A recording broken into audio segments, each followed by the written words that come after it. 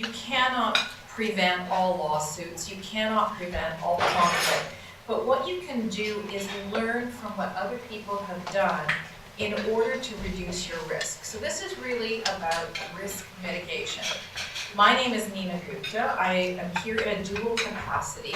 I'm a partner at Gallagher Henderson, which is the law firm that is sponsoring this session and is hosting the site. I'm also a member of the board of directors of TIE Toronto, where I am its legal secretary. And I guess I'm here in three capacities, and here is your speaker. And what I'm not going to do is I'm not going to try to make you a lawyer in about the half an hour or 45 minutes. What I want to do is raise your consciousness to think about legal issues, not as something that you're going to worry about later, and certainly not as something that is inapplicable to a small business. I want you to realize that as you structure things, we had a question in the previous session, how do you structure things with your advisory team? How do you attract a good advisory team? Well, part of what you need to do is how do you also make things fair between the people, between all of the team members? How do you clarify expectations so that there are no nasty misapprehensions later? So, what I call this is dreams, myths, and nightmares. The dreams are what we all have and share in this room. You wouldn't be here tonight. You know, there's lots of Christmas parties out there, there's lots of bars in Toronto, there's lots of better places to be. Pajamas in front of a TV sounds like a good option as well. You wouldn't be here if you didn't have a dream. It's to start your own business, it's to invent a better widget, it's something. That's your dream. The myths are what I'm going to talk about. The myths that I think non-lawyers, and quite frankly some lawyers too, have about law. And that can really trip you up. And if they trip you out, your dreams become nightmares. So there you go. That's what I'm going to try to do. I'm not going to talk a lot about boring legal jargonese, however. So, I'm not a techie. The first myth. We're only a small startup, the law doesn't really apply to us, right? You know, it's true, you're not RAM, you're not Google, you're a small startup, but you'd be surprised how many of the same laws apply to you. So,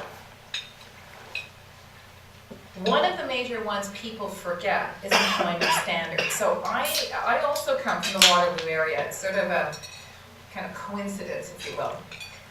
But there's lots of graduates from the University of Waterloo or Conestoga College or Wilfrid Laurier who are essentially working together on some kind of startup idea. And what they might have done is they might have incorporated a company. So they get that far. They either incorporate themselves by going online and paying a very modest fee, but that's all they've done, all right? And it's not really clear who is what. It's not really clear what the legal status of anybody is. And what my small startup clients will say, well, we didn't really care about that. We were a bunch of friends with this terrific idea that we wanted to move forward. And it's you buzzkill lawyers that worry about things like who's an owner and an officer and a director. So one thing we need to know is if people are working for a company, they have a right to be paid. They may have a right to overtime. They may have a right to certain kinds of leaves. The only people who are exempt from all employment standards legislation are owners, are shareholders, right? Because if you're a shareholder, you're an owner in a business venture. So if I want to tie this back to what Tim Scott said, there's a very important idea. And I see this a lot with my tech clients. They have truly what is a brilliant idea. They truly are brilliant. And they probably are smarter than most of the people I meet on a daily basis. But the reality is they cannot do it all. And they have this expectation that other people are going to be as passionate about their idea, but they don't want to give up. And I think Tim used the expression, they don't want to give up a piece of their baby, right? You cannot have it both ways. You cannot treat people as if they are mere employees, right?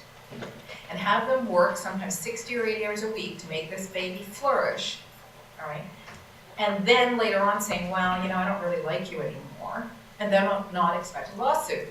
And one of the lawsuits you're going to get is, you haven't paid me. And if you, the brilliant, technical-minded person who has this idea that's going to revolutionize your industry, if you're the sole director, officer, shareholder, you are personally liable for back wages.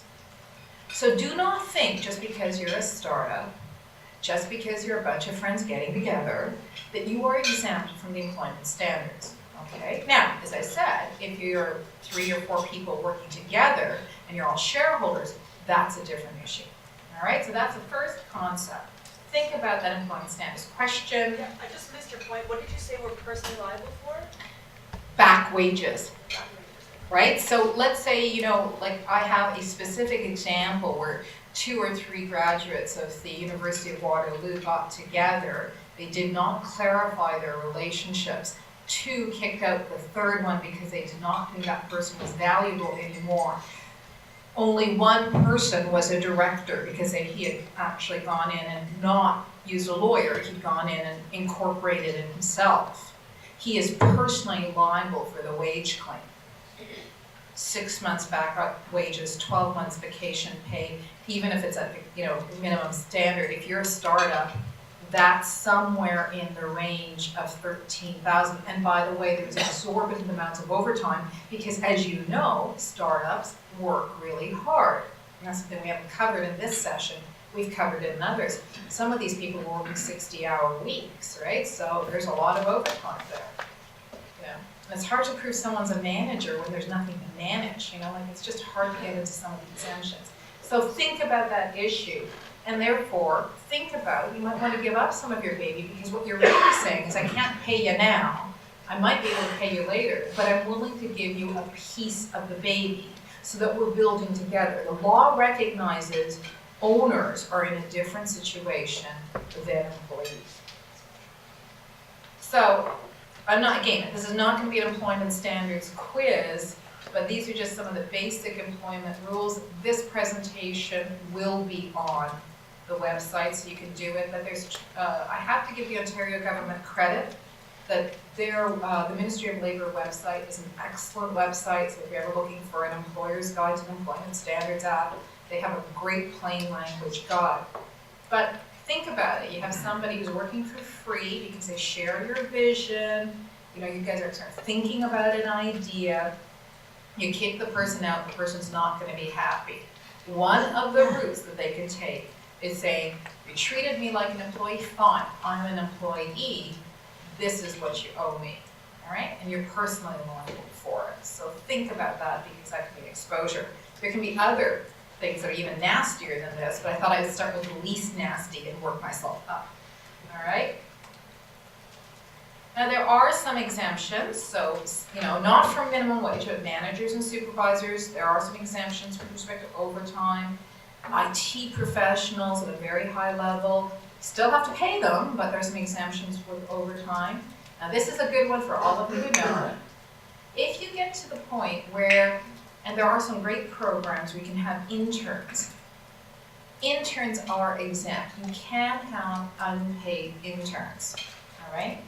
So that has been some of my clients who are kind of at a certain stage and they realize they need some technical help. They need some marketing help, but maybe not at the senior level, or they can't afford the senior level, but they want somebody to do maybe that market research. One of the things that they've done is gone through the intern route so that they're not then facing an issue of minimum wage or overtime.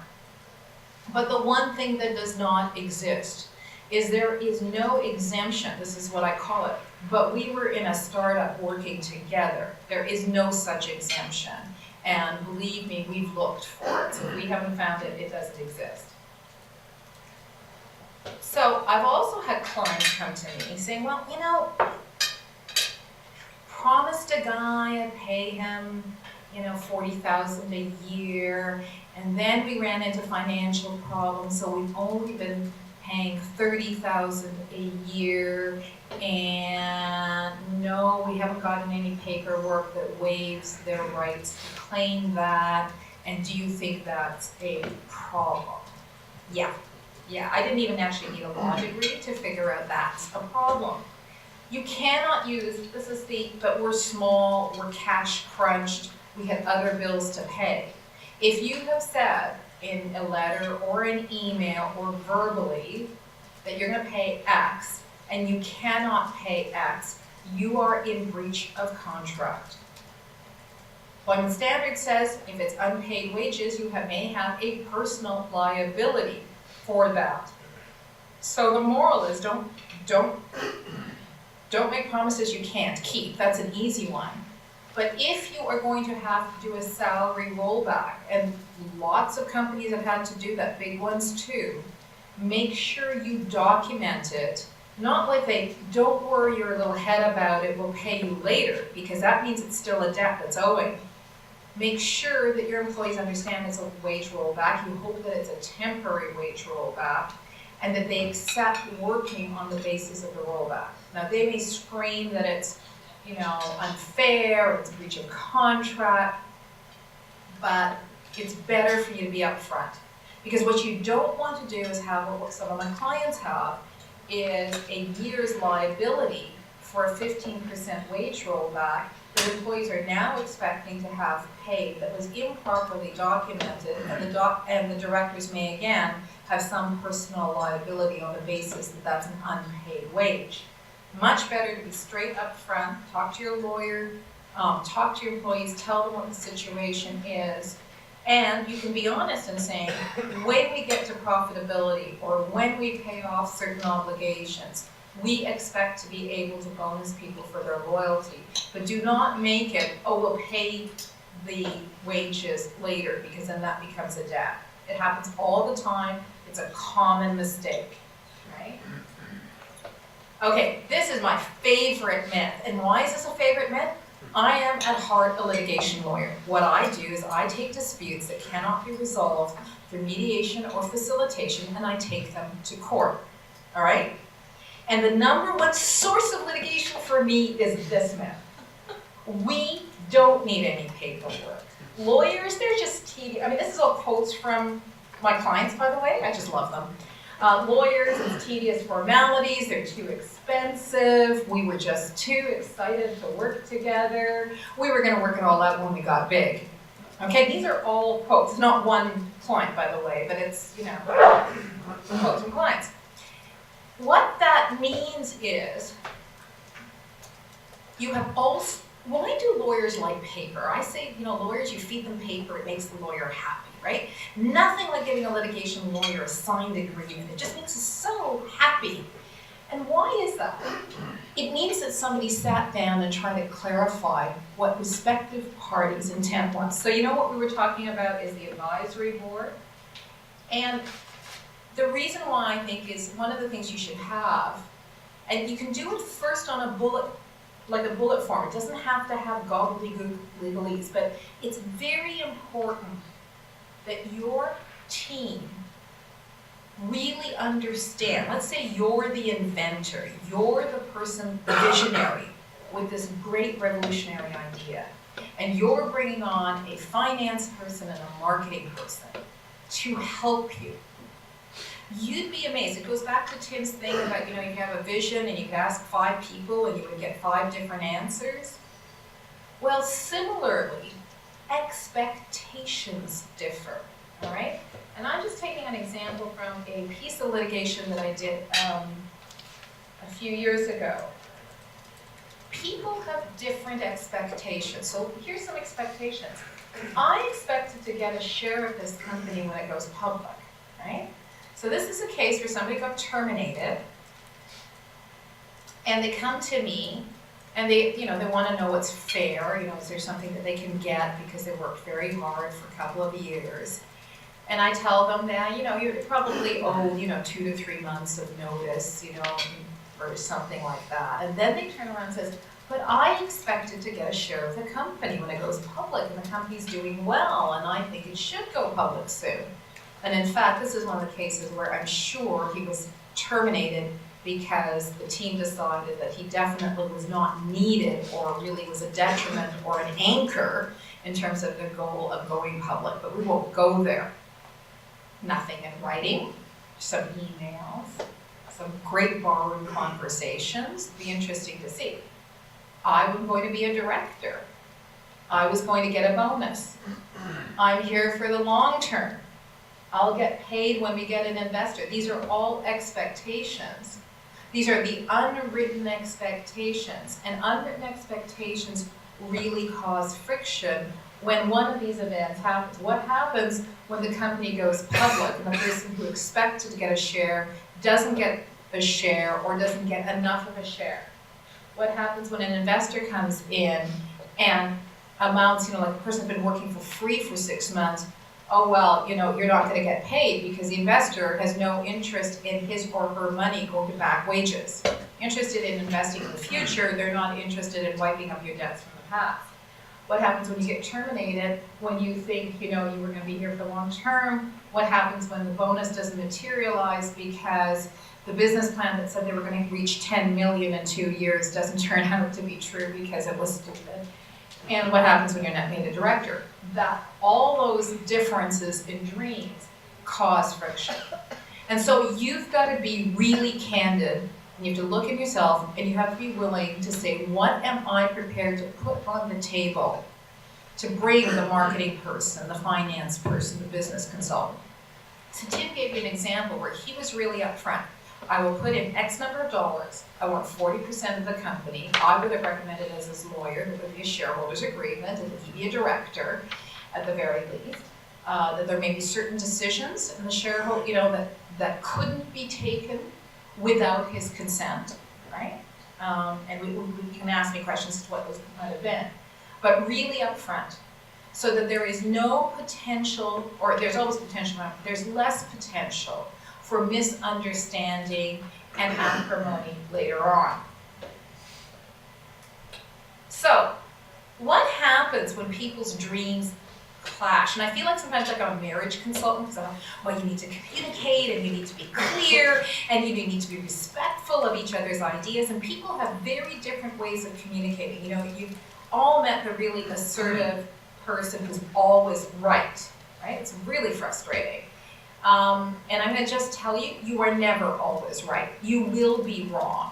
And the best entrepreneurs I know are the ones who have that unique combination of being visionary and brilliant, but also humble enough to know when they need advice.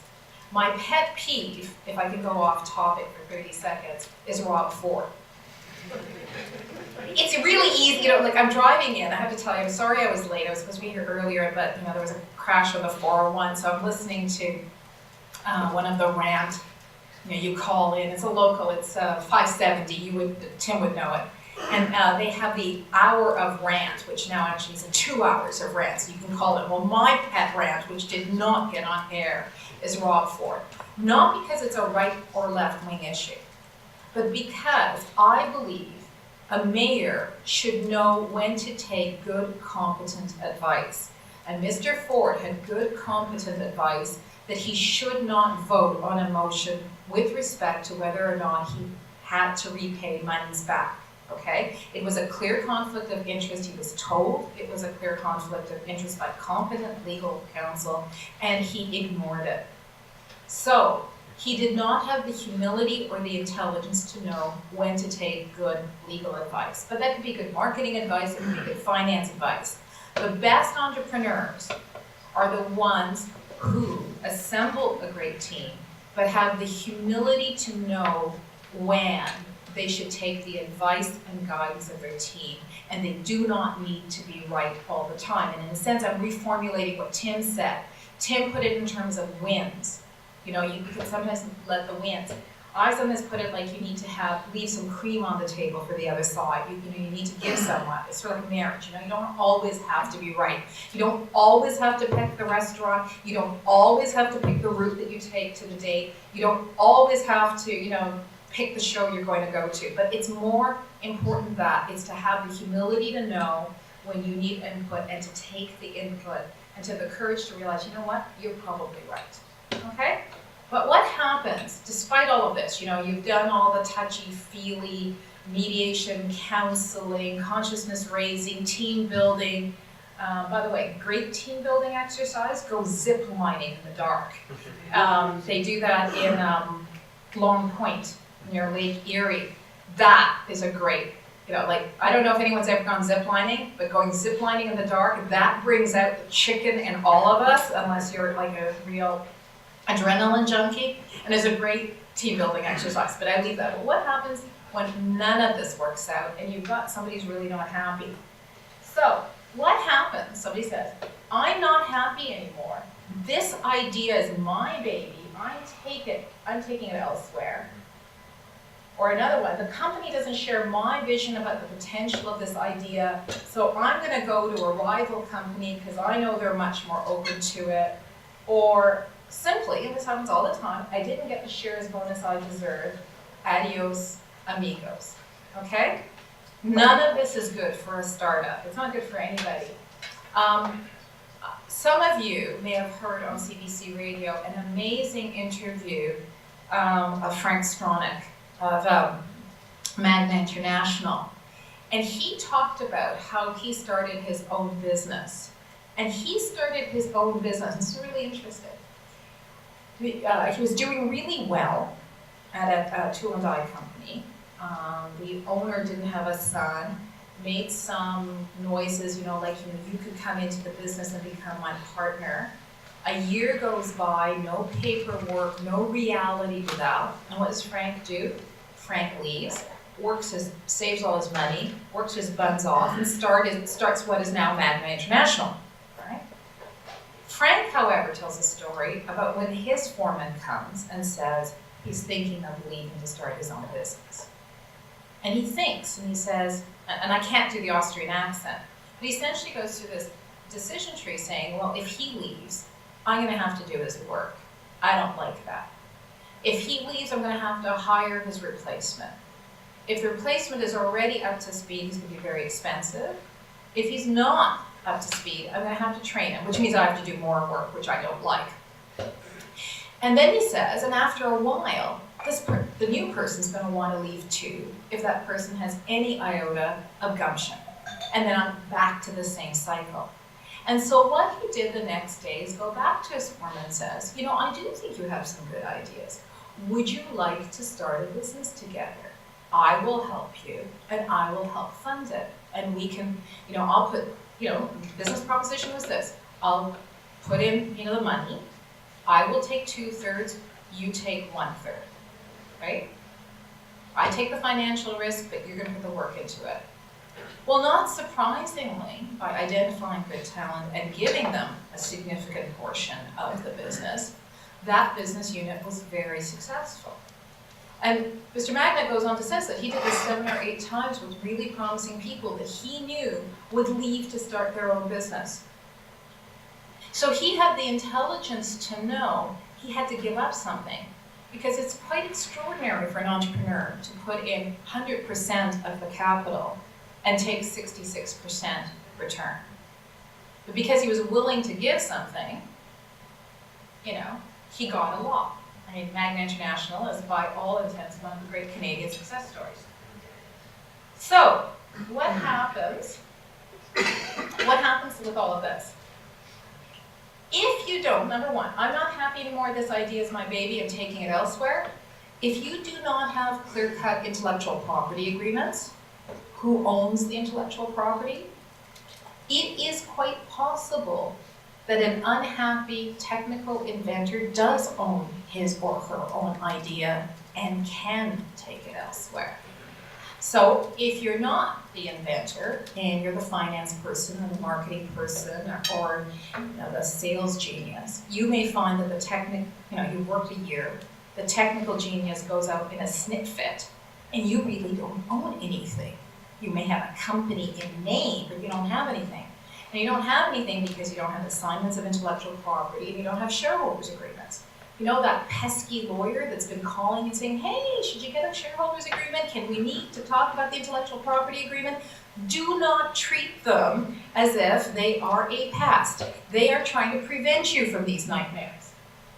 So next, the company doesn't share my vision about the potential of this idea, so I'm going to go to XYZ Co, right? You may think, hey, that's our idea, or you had that idea while you were employed by us, or we should get dibs. Maybe, maybe not. Can you prove it? Right? And so all of a sudden, and I didn't get the shares and bonus I deserve, adios amigos, your best talent may go, your best advisory board may go. So the moral of the story is, be honest about what your expectations are, be honest about what you're prepared to give. If you're not prepared to give 40% to somebody because they are going to contribute a lot, then say, but understand it may mean that you can't scale your idea. I don't care how smart any one of you are. I don't think you're smarter than Albert Einstein. I don't think you're smarter than Bill Gates. All of them had tremendous teams. Menlo Park, which is the Albert Einstein Research and Development Factory, was so successful because Edison,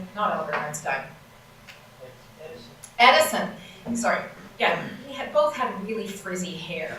So anyway, Edison had the brilliance of identifying some of the best technical geniuses, compensating them well, and allowing them to run. He was unpleasant in other ways, but he really did take care of his technical people. And he was willing to fund their ideas and give them a lot of rope. He was a genius in his own right, but many of the things that we associate with Edison were actually built by Edison's team, right? I mean, even the light bulb really was a team of people who made it commercially feasible. So, oh, I love this one. Okay, this is actually somebody who didn't want our firm to put together the shareholders agreement because they didn't need one. And the reason they didn't need one is because they're an amazing team, and they really are. They really are an amazing team. They do have great chemistry. They've known each other since high school. I'm a little concerned because they're all techies. You know, they're kind of all the people who were the smart geeks and nerds in high school, even the ones that got straight A's and did extra physics and were on the physics team and went on the national physics competition. That was not me, by the way. Nothing will ever separate us together. We are going to take on the world. I really hope that they will. However, what happens is things change. Personal ambitions change. People change over time. Health, disability, marriage, divorce, children, and personal rivalries and jealousies happen. And so what happens is that amazing team that at 22, 23, 25, 27 had great chemistry and didn't write up their paperwork, when they hit 35 and 40, they may have very different ambitions and they want to split up. And they have not put in any kind of mechanism for splitting up. Now, I know that I sound like a real, like we know that 50% of marriages or something, there was somebody here that was actually in the matchmaking business, so I should have asked her, but approximately 50% of marriages end in divorce, which is kind of a downer, actually, if you think about that. But I can tell you that probably 80 or 90% of business teams split up. And sometimes those business team split ups are for very good reasons. There's no animosity, it's the right decision at the right time. But if you have not done your paperwork properly, I can assure you it will be a nightmare, which is great business development for me and is really lousy for you. Because it is much, much cheaper for you to pay a good corporate lawyer to write good agreements, whether it's shareholders agreements or advisory board agreements or bonus structures and the like, than it is for you to pay me to litigate ugly issues. So sometimes I actually do this presentation at sort of the business school level, and people don't believe me that things go awry. And I have always thought, well, yeah, no, don't believe me. Okay? You don't have to. Just read the business papers. Apple computers, one of the great, probably one of the #1 brands, one of the amazing brands. I am probably the only person who doesn't know how to use an iPhone in the room. I just find it too complicated. But as my husband quietly tells me, you are not their demographic, dear. My daughter has no problems operating their equipment. Their co-founders, Steve Wozniak and Steve Jobs, split up. And they split up, interestingly, with no litigation. Despite the amount of money that was at stake, there was no litigation. It was a quiet departure from a legal perspective. And I can guarantee you that Southern California's smartest lawyers had planned for that very eventuality. And so, when it came time for the divorce terms were worked out in advance, and people complied with those divorce terms, and no judge, no court, no litigator got involved. There were probably lawyers to work it out, but it was not nearly as expensive or embarrassing. Adidas Shoes was founded by two German brothers, Adolf and Rudolf Dressler. Ended up bitterly, became a family dispute, hence my question earlier about how do you deal with family issues, because that family dynamic, that sibling rivalry dynamic, and then the business dynamic can be difficult. So if you're going to have people who you want to treat as employees, then have an employment agreement. It doesn't have to be a 20-pager. It can be a short one. It needs to deal with the business terms, what you can pay, what you expect them to do. It should deal with intellectual property terms in the simplest, who owns what they do, confidentiality, if they're going to be doing something marketing and sales after they leave or you terminate them, can they actually contact your clients or not, and if so, why not? Shareholders agreements. It's, you need to organize a company. I don't want to go into corporate law 101 is a corporation is incorporated when it's recognized by the government as a separate legal entity. But to give life to that corporation. So you could probably go online and incorporate a company. That is not good enough. You need to organize the company, which is to think about share structures, directors, and officers. If you have more than one shareholder, and I think that, there was a question about how to incentivize advisory boards, and I know that Tim says, oh, he'll do it for free. Yes, there are people who will do it for free, but there are also people you want to have skin in the game. You want to have them tied to you, because, the person who does it for free has no legal obligation to you. Once they lose interest, they can leave. Yeah? Yeah, that's what my next thing was. He was saying that there are people who can talk, but then, as I was talking to my friend, I tell them an idea, they come and talk to us, have a cup of coffee, they leave, they implement the idea, they can move on with the business. Right, so good question. So that one of the things that you can have is a non-disclosure agreement.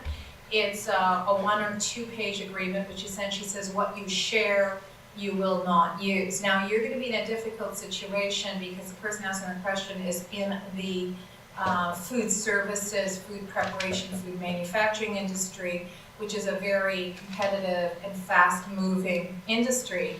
And really, what I'm going to recommend is, yeah, you can have a non-disclosure agreement. You just have to know who you're talking to.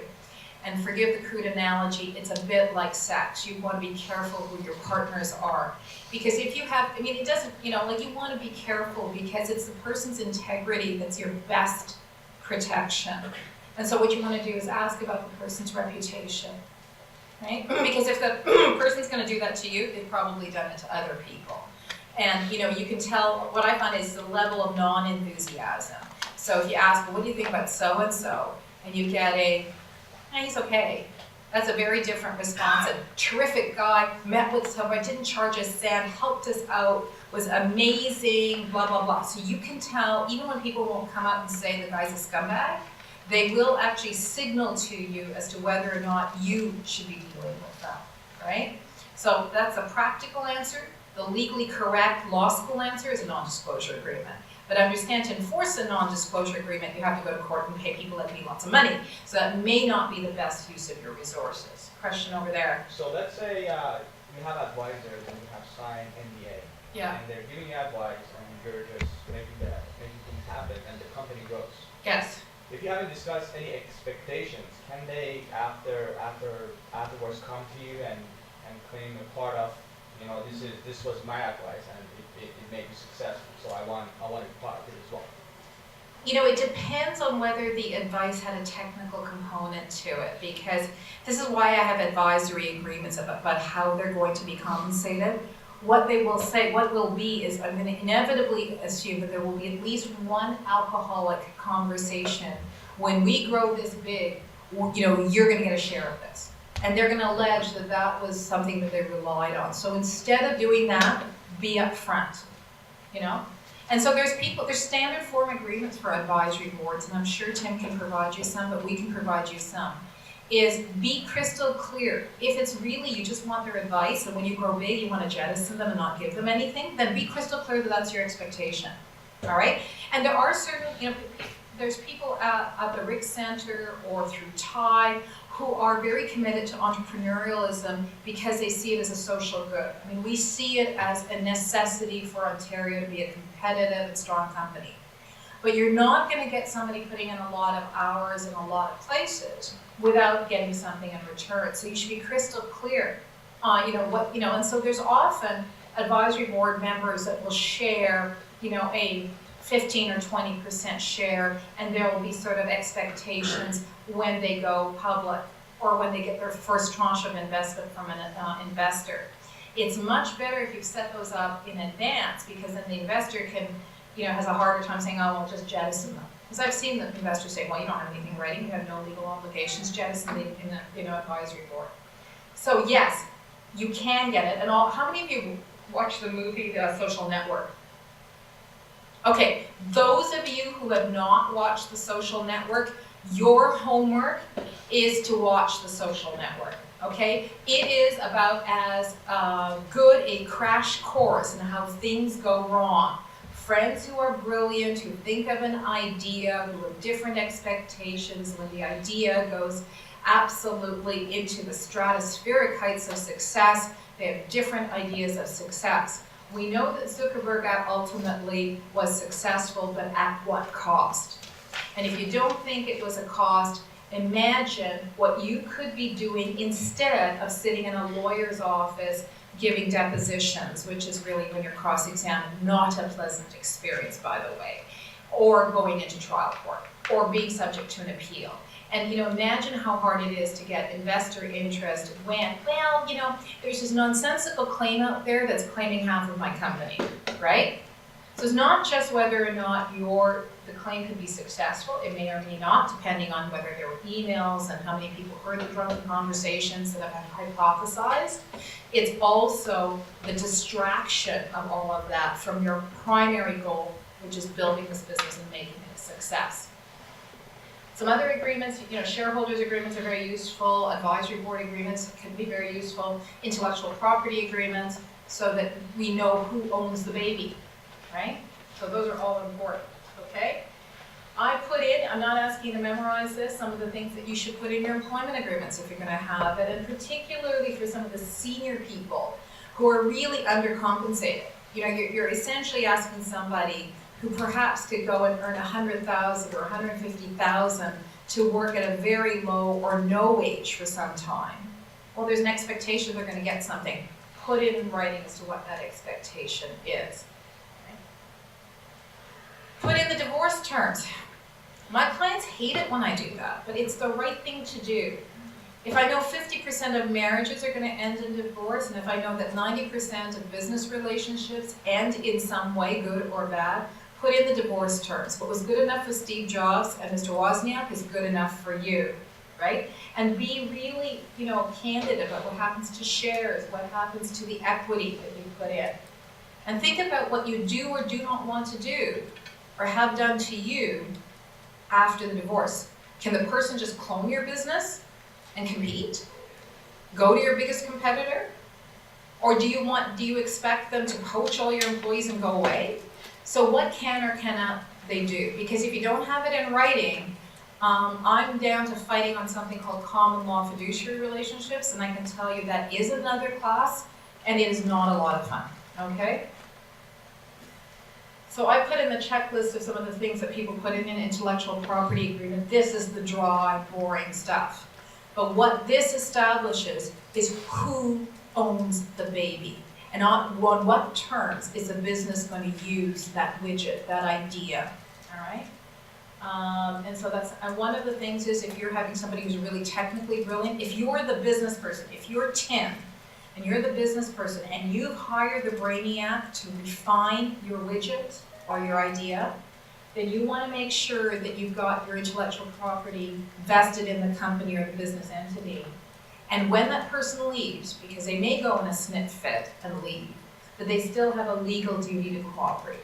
Not only do I put in my agreement, I often incentivize them in all sorts of other ways in terms of continuing equity interests in order to make sure that they still have skin in the game even after they leave. And then the shareholders agreements, again, this is the boring, dry stuff that your lawyer will go through, but these are some of the things that shareholders agreements may have. And I just want to talk about a couple of things. The rights of the shareholders, one is voting. Remember, Tim said, I didn't even want voting rights. I'm thinking, really? But anyway, that's okay. That was a good deal. He should have taken that deal. He really should have taken that deal. The right of the company to acquire the share. Sometimes investors come along, the right of, your right to put those shares in. A valuation formula. Do you really want to pay a valuator $10,000, $15,000, $20,000 to try to evaluate a startup? I don't think so. So sometimes you can put in some valuation formulas. You do not want the shares to be sold to John Doe or Jane Doe. And what happens if there are changes? And when I say death or divorce, I really mean real death or real divorce, right? You may want to be partners with Tim. I'm sure Mrs. Scott is lovely, but do you really want Mrs. Scott to be your shareholder? Maybe, maybe not. I haven't met Mrs. Scott. Maybe she's the only... Probably not, No? Okay. There you go. So those are the kinds of things that your shareholders agreement. So yeah, I know we're grim, we're a bit like undertakers and necessary evil, but it's, because we have lots of experience. Okay, this goes to your question. We were just talking. This is actually a Waterloo case. Danny and I had lots of chats in the early days about him earning equity if things worked out. I needed somebody to help with marketing. I think I might have mentioned 5 or 10%. It was all vague. It was pie in the sky. It was nothing legal. In the end, Danny was a complete dud, and Johnny had to finish off everything he started. We fired Danny. We gave him notice. What do you mean he's claiming 10% of the company? It wasn't in writing. We didn't agree to it. Surprise! It's an oral agreement. Oral agreements are enforceable if there happens to be proof of the oral agreement. I mean, it's a credibility issue. Who do you believe? Now, in this case, it was easy to figure out who you believe because there were emails. And the emails actually helped support Danny, and I don't really care whether he was a dud or not. If you're shooting off an email that says something like, we don't have a lot of money, but we really want to come in hard and come aboard because we need somebody with marketing. Tim talked about the cornerstones of a business, right? You need the, marketing is one of those pillars of a good business.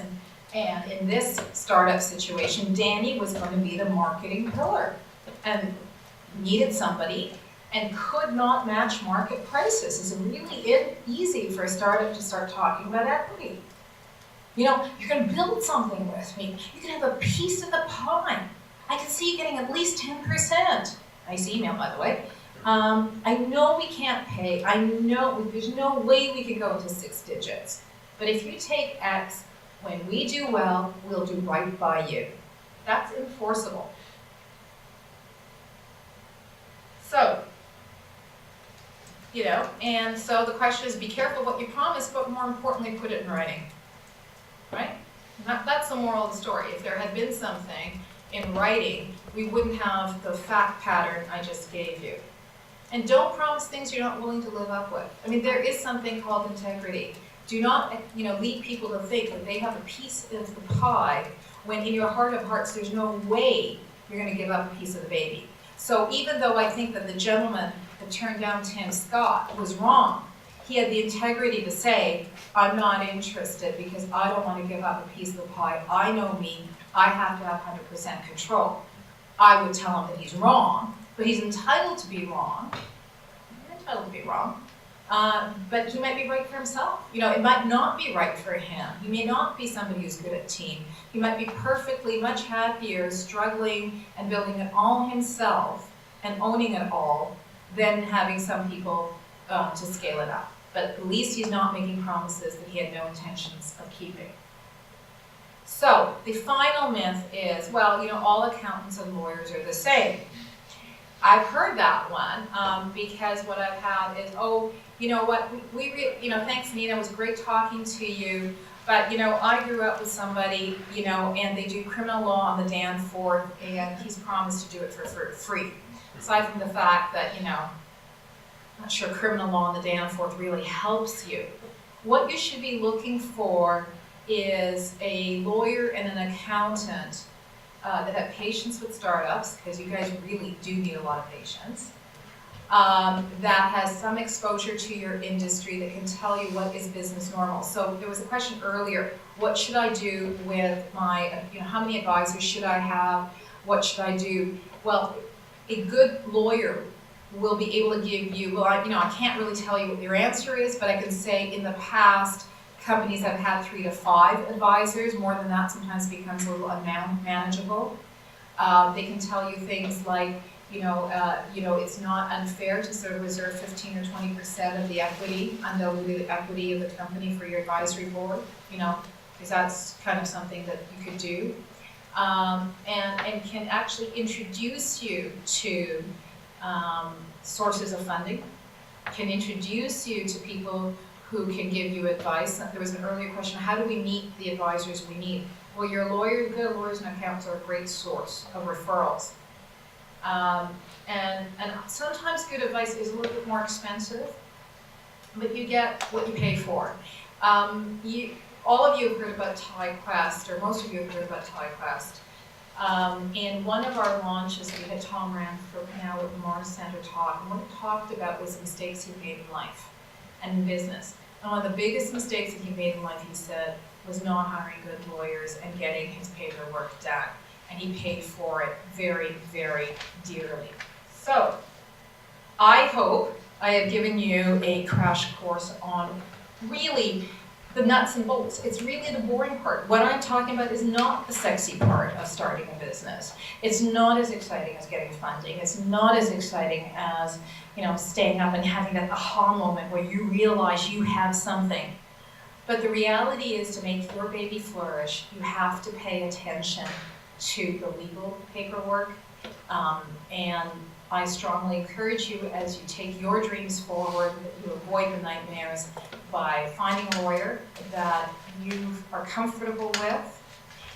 Great places to look for if you're associated with any of the accelerator centers, any of the hubs, any of the entrepreneurship groups in town.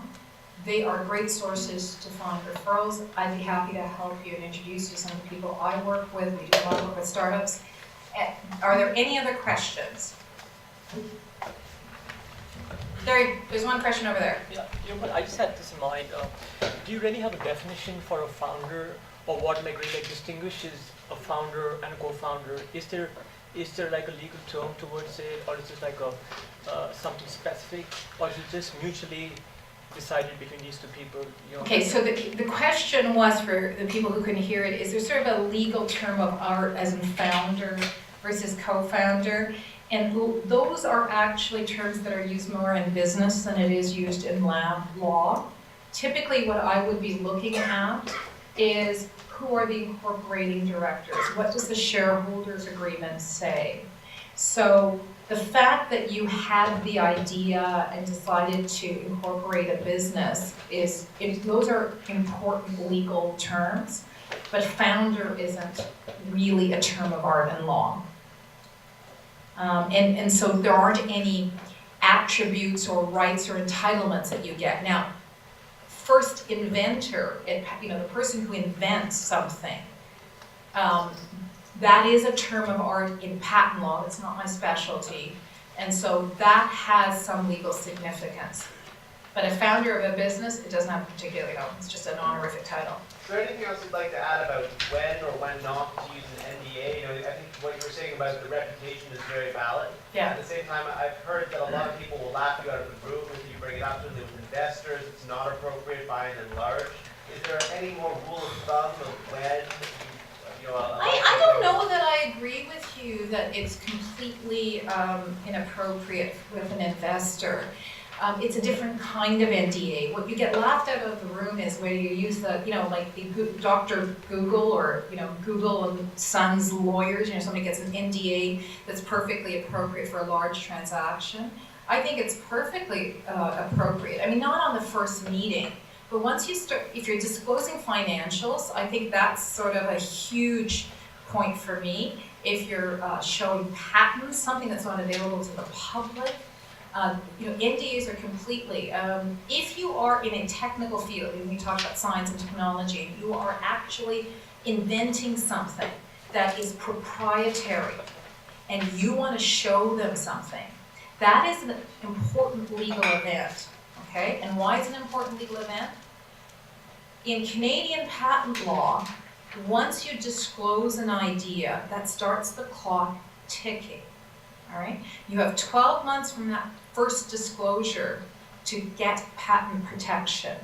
If you don't, there's a risk that you have lost your patentability. So what do you do if you're going to show proprietary technology or software? You get a non-disclosure agreement, because disclosure pursuant to a non-disclosure agreement is not disclosure to the public. Okay, so if you've got, those are the two. So I don't agree with you that, when you're talking to investors and NDA is inappropriate. It may not be on the first date or the second date. As soon as you're talking financials, it's absolutely appropriate. As soon as you're giving somebody that is truly not public information and is confidential and commercially sensitive, you should be thinking NDA. Great, that's helpful, thank you. Yeah. Question over there? Are there any courses for budding entrepreneurs like us who would like to do any kind of law stuff that? You mean like law, I know that the law schools, which isn't, not the law schools, the business schools all have kind of law 101 or courses that you can take, but that doesn't really help you. So, Mars, which is kind of like the big sister of all of this, it's a big sister of the Rick Center. They're the ones that have been around the longest. They actually have a different workshops and seminar series that if you plug into them, there is a lot of really good entrepreneurship-oriented workshops and webinars and stuff like that that you can engage with, that for the most part they're free. They might say you have to pay $100, but if you finish the workshop, you get your $100 back, right? So it's all about stimulating the understanding and the knowledge growth for young entrepreneurs. So that would be a good place. Right, and the other thing is, this is such a great cue. Carl told me to tell all of you to fill out the seminar feedback form and to rate Mr. Scott and myself as speakers, but also whether or not the content was what you needed and found helpful.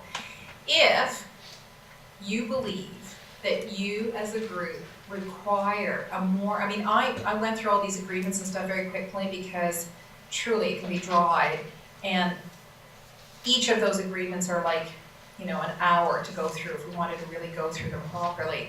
But if there's a feeling in this room that you guys want to really get into the nuts and bolts of agreements, like you want to know what a non-disclosure looks like and what should be in it and not, what should be in an advisory agreement, what should be in a shareholders agreement. I can't tell you obviously what's good for you, but I can talk about it in generalities. Tell Ty that, and then we'll try to work it in. We've got 13 or 14 sessions in 2013.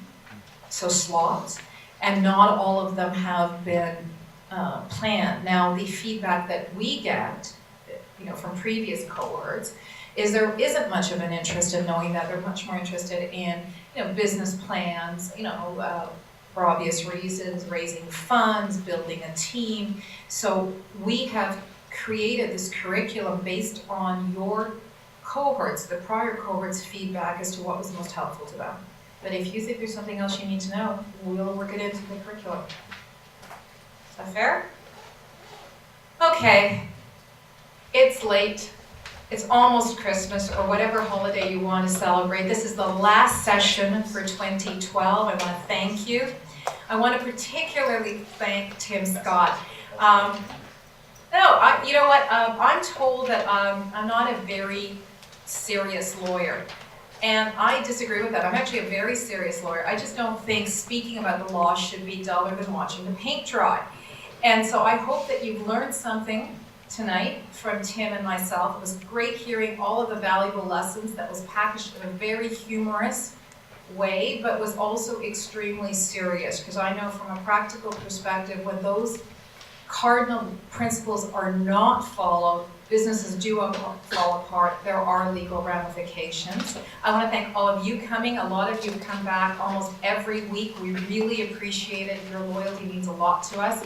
We hope to see you in 2013 and really hope that we are part of making your dreams a reality. Lalit Buglani wants to send his apologies. He started feeling unwell, so he's unable to wrap up the session. Our next session will be January 31st. You will all get notices. Coincidentally, January 31st, 11:59 p.m. is your deadline for putting in your TideQuest proposal.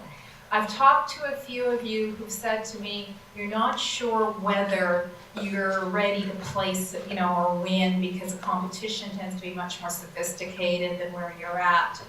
I would encourage you to consider TideQuest even if you think that you have a chance of being in the top half, because there are incredible judges, tons of whom come from the venture capital field, and let's be honest, if I want to answer, how are you going to find your advisory board? You're going to find it by networking. How are you going to find your mate? You're going to find by dating a lot of frogs. So you really need to go out there and network, and it's an amazing opportunity to network. And as you know, Tide Institute participants get the entry fee of $100 or $150 a week just by writing Tide Institute in the entry form. So I think if you've got a business idea that perhaps you've maybe sketched out a business plan for, and you think it has some legs, I would encourage you to participate in the process, not necessarily with a view to winning, but with a view to really having sharp, tough input and meeting people who can be helpful in your journey of making your dreams a reality. So that's it for the night. That's it for 2012. Happy holidays. Happy New Year.